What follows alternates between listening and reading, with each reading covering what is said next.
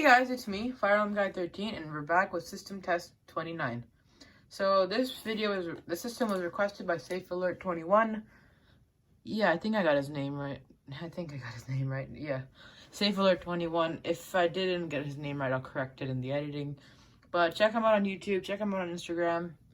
He is just beginning and he's getting a panel, so just check him out. I'll link him out. I'll link the stuff there. And he wanted my Grinnell RMS1T LP lift and cover lift pull.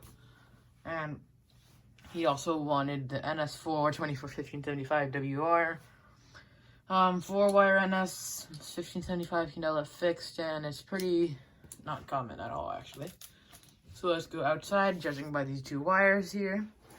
Alright, let me just take my phone out the tripod.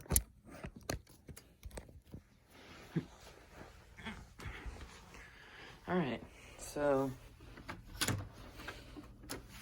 open the door.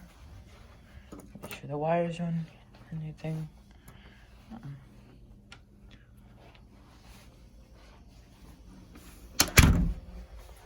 Alright, so outside we have the Siemens UEC S17 chime.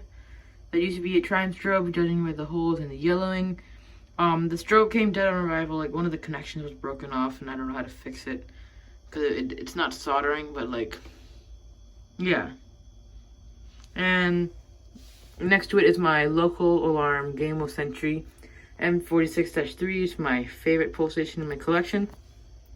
Yeah, and I met up with the seller to get this actually, and hopefully, fingers crossed, I can get his fire alarm panel.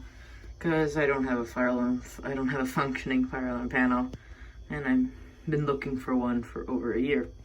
So why not we just change it up and let's pull the outside of my room, the hallway. Yeah. So, all right. So 3, 2, 1.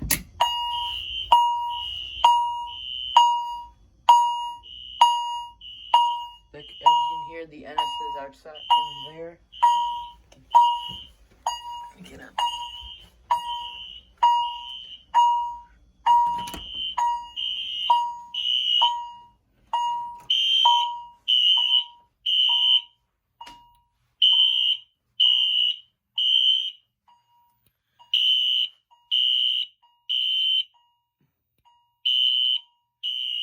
You can kind of hear the chime outside.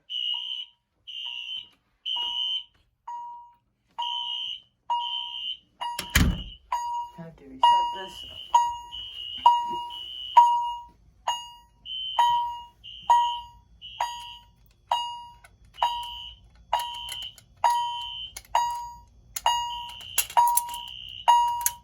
Alright, so yeah, this pull station is pretty easy to reset with one hand, in my opinion. I've just been practicing a lot, but as you can see, it says M46 has 3.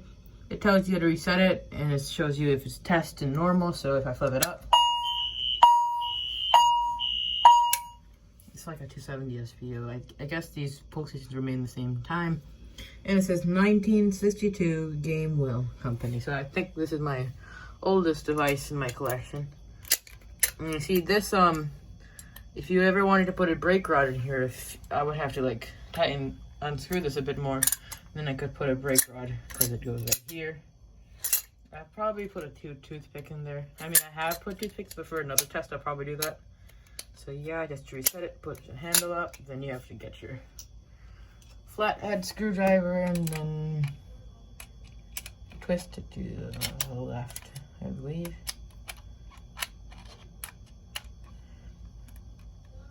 It's a bit harder with one hand, not gonna lie now.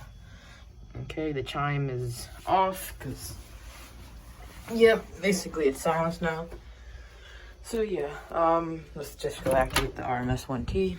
I'll put you guys back on the tripod. And if you guys noticed a bit, this wheel lock NS makes a little bit of a humming noise from the strobe because this is a 1998 model, and that makes it an older wheel lock NS. Not like a 2003 or 2002 model. So yeah, let me just put it back. That's why it hums like that. But it can sync with other ones as well, that's just cool. So, alright.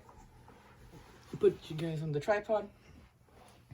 Now we're just gonna do what the position says, lift the cover and pull it down. Reset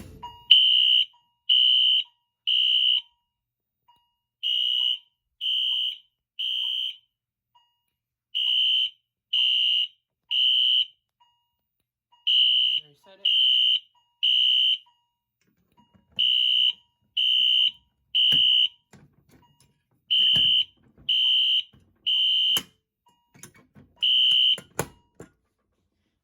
Which is great about these Allen ones, like the RMSD bars that take the Allen key, that they automatically reset themselves, so you don't need to have to twist it back. Because of there's like a little thing in there that like spring loads and whatever. So yeah, you can see that. That's your RMS. And you know, why not? I go outside. Let me just turn off the power because I'm gonna do something pretty cool that you see on these Cerberus series. I mean, any chime strobe, okay? So let's just zoom out. And now we're going to go outside in the hallway, and I have you guys still on the tripod. And since this is a chime, I can change the pitch on it. So let me just adjust the camera right here, and I'll cut back to when yeah. All right, I'm back. So what I'm going to do on this chime is that I can, since I've turned the power off and I don't want to touch the electricity, I'm going to, straight from here, flip it over on its back. As you can see, this is the back of the device. So, honestly, here's here. So, what you got is that you got your 4 terminals and you have these 2 jumpers. So, I think it's right now it's 2-wire. So, if I added the strobe on, it would, the strobe and chime would be, and you would just need 2 wires just to have them both go on. So, you couldn't code it basically. And then here is where your strobe connections would go, but I've taken those off. And then here are your 2 potentiometers. Oh, excuse me.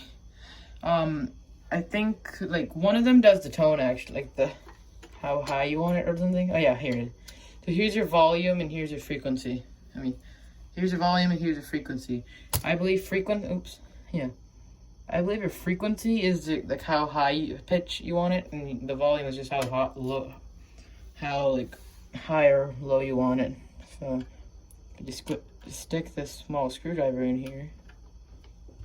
I can put it in there and twist that around. I'm just gonna put it here. And let me just, actually that's like the max volume, I think. Actually, yeah, just right there. And then let's just mess around with this like that.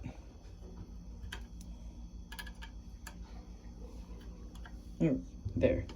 So now I put it like in the middle or something like that. Now I'm just gonna power it on, pull the sentry. Okay, so let me be right back. Alright, so I'm back. And now I'm just gonna pull the sentry and we're gonna see when I have that on.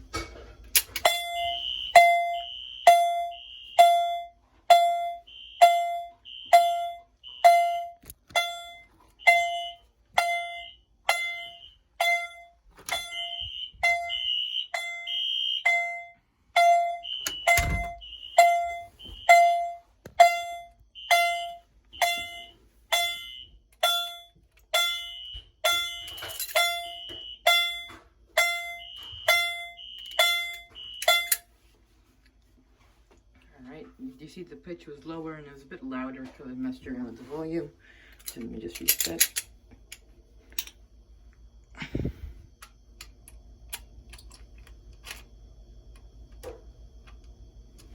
Alright, so let's just go back to the other room. Actually, thank you guys for, this is going to be the end of the video, so thank you guys for watching, and comment, like, and subscribe, and I'll see you guys next time. Bye.